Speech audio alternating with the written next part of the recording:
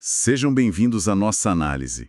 Hoje a gente vai seguir a jornada do alimento por dois territórios, fascinantes do corpo humano: o esôfago e o estômago. Uhum. Com base num material bem detalhado de anatomia e fisiologia, nossa missão é desvendar a engenharia por trás desses órgãos.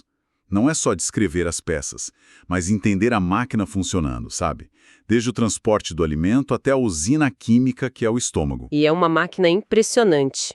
A gente vai ver que nada ali é por acaso.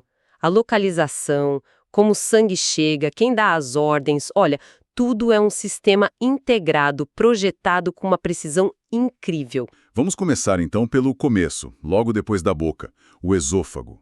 A primeira imagem que vem na cabeça é de um simples cano por onde a comida só escorrega, mas a realidade é bem mais sofisticada, né? Muito mais. Ele é um tubo muscular, tem uns 25 centímetros, mas a palavra-chave aí é muscular. A comida não desce só pela gravidade, ela é ativamente empurrada por um processo chamado peristalse. Peristalse. Isso. São ondas de contração dos músculos bem rítmicas e coordenadas que vão, ordenhando o bolo alimentar para baixo. Ah, então é por isso que, em teoria, a gente conseguiria comer até de ponta cabeça. Não que seja uma boa ideia, mas o mecanismo funcionaria. Ele é um transportador ativo, não um toboágua. É a analogia perfeita. E essa jornada toda acontece por um caminho super bem protegido, descendo pelo tórax, espremido entre a traqueia na frente e a coluna atrás. Passando do lado do coração. Isso. Mas o grande marco geográfico dessa viagem é quando ele precisa atravessar uma fronteira muscular gigante, o diafragma. O diafragma, que a gente associa logo com a respiração, funciona como um portal, então. E imagino que não seja um buraco qualquer. Tem que ser uma passagem bem controlada. Exatamente. O diafragma tem 3 aberturas principais para estruturas vitais que precisam ligar o tórax ao abdômen. E a passagem do esôfago, o hiato esofágico, é um ponto anatômico tão importante que tem até um macete para nunca mais esquecer a localização das 3. Uma cola para anatomia? Adoro isso. Como é que funciona? É só lembrar da sequência 8, 10, 12. 8, 10, 12. Na altura da 8ª vértebra torácica, a T8, passa a veia cava inferior. Na T10, passa o nosso esôfago. E lá na T12, passa a artéria aorta. Ah, então o número é a vértebra. T8 para a veia, T10 para o esôfago e T12 para a aorta. É um mapa numérico do tórax. Nossa, isso é genial de tão simples. Ajuda muito a fixar a imagem mental de como tudo se organiza ali, na vertical. Entendi. Então, uma vez que o esôfago cruza esse portal em T10, ele chega no destino, o estômago. O material descreve ele como um saco muscular em formato de J. Vamos abrir essa usina e ver como ela funciona por dentro. Bom, a primeira coisa para entender sobre o estômago é que ele é uma câmara de processamento. A entrada, ali conectada ao esôfago, se chama cárdia. A parte de cima, que é uma espécie de cúpula que muitas vezes acumula gás, é o fundo gástrico. A grande área de trabalho no meio é o corpo. E a saída, que é um portão com controle bem rigoroso, é o piloro. E esse portão, o piloro, deve ser crucial. Ele não deixa tudo passar de uma vez para o intestino, certo? Ele vai liberando aos pouquinhos. Isso. Ele é controlado por um músculo em anel muito forte, o esfíncter pilórico.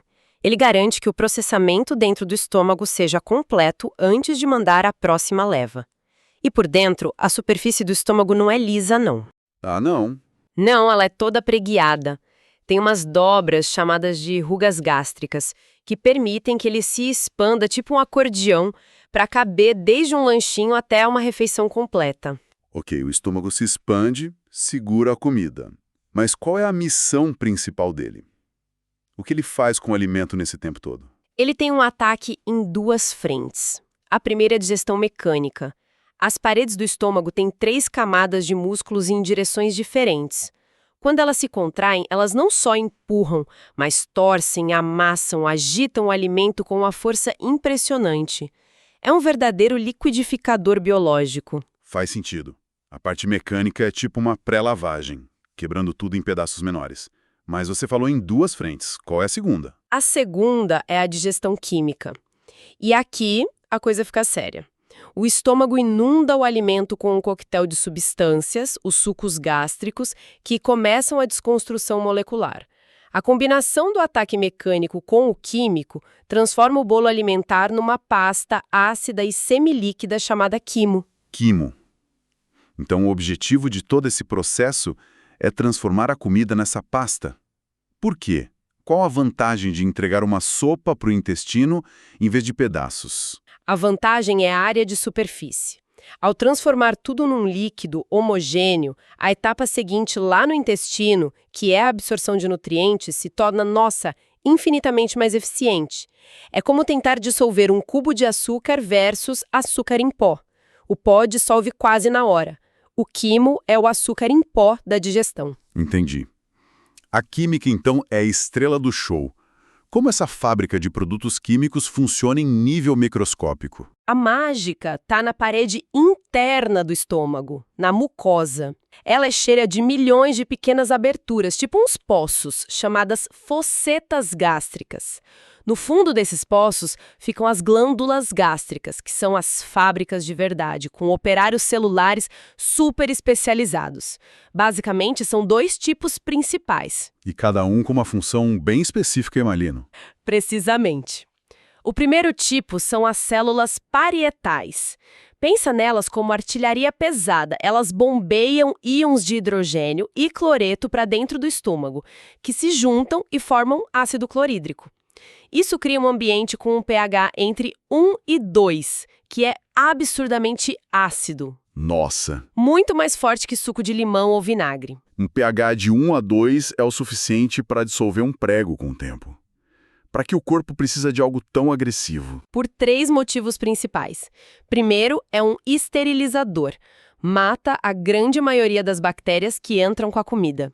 Segundo, ajuda a desmanchar tecidos mais duros. E terceiro, e talvez o mais importante, ele prepara o palco para outra célula operária. Certo. E qual é o segundo tipo de célula? São as células principais, elas produzem uma molécula chamada pepsinogênio.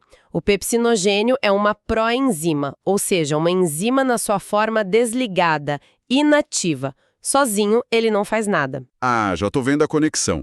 O ácido das células parietais é o interruptor que liga o pepsinogênio. É o gatilho perfeito. O ambiente superácido faz a molécula de pepsinogênio mudar de forma e se transformar na sua versão ativa e voraz, a pepsina. E a pepsina é uma protease, uma enzima especialista em quebrar as longas cadeias de proteínas em pedaços menores. Cara, isso é brilhante. O sistema produz uma enzima perigosa de forma segura e só ativa ela no lugar certo, usando o ácido como chave. Mas isso leva a uma pergunta inevitável. Se o estômago tem um ácido que dissolve metal e uma enzima que devora a proteína, por que ele não se digere? A parede do estômago é feita de proteína, afinal. Essa é a questão central da fisiologia gástrica. E a resposta é uma defesa igualmente engenhosa.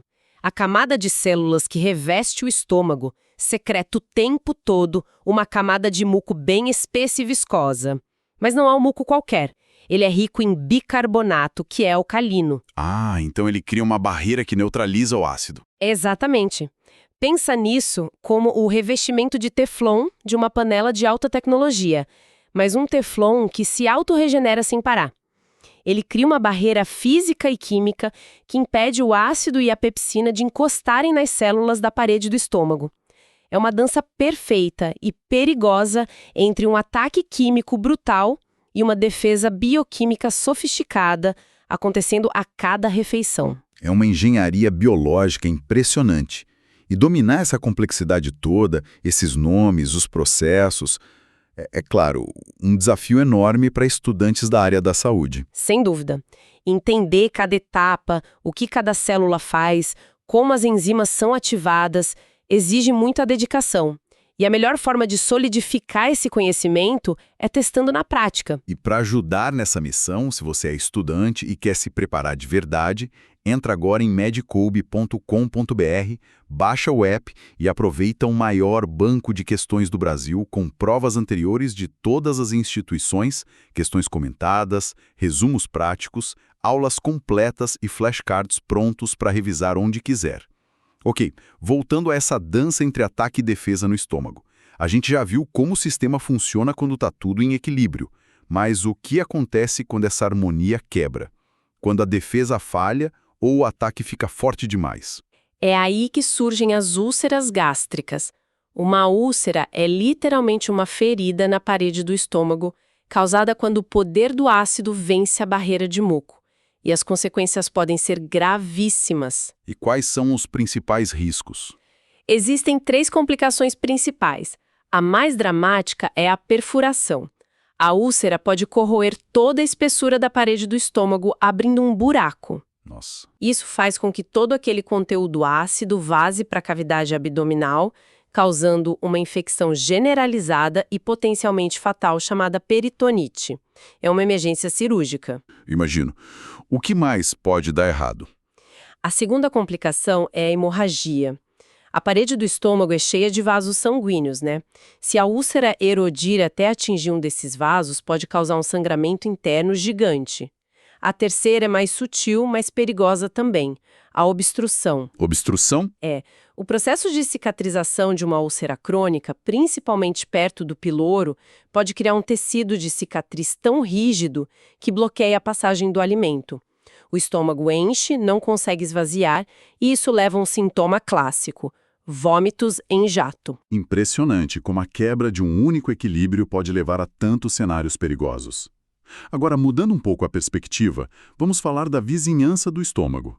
Ele não está flutuando sozinho ali no abdômen. Sobre o que ele repousa? Ele repousa sobre o que os anatomistas chamam de leito do estômago. E essa cama é formada por estruturas vitais, como o baço, o rim esquerdo e, muito importante, o pâncreas. E essa proximidade não é só um detalhe de mapa, sabe? Tem implicações clínicas práticas. Muitas. Por exemplo, uma pancreatite aguda, que é uma inflamação grave do pâncreas, pode fazer com que as enzimas pancreáticas vazem e comecem a agredir a parede de trás do estômago. Um câncer de pâncreas pode invadir o estômago. A vizinhança aqui pode ser bem perigosa. Falamos daquelas células parietais que são fábricas de ácido. Para produzir algo tão corrosivo, deve exigir uma quantidade absurda de energia e matéria-prima. Como o sangue chega lá para abastecer essa linha de produção? Ótima conexão. Exatamente por isso, a vascularização do estômago é tão robusta. Ela se organiza em torno das 2 bordas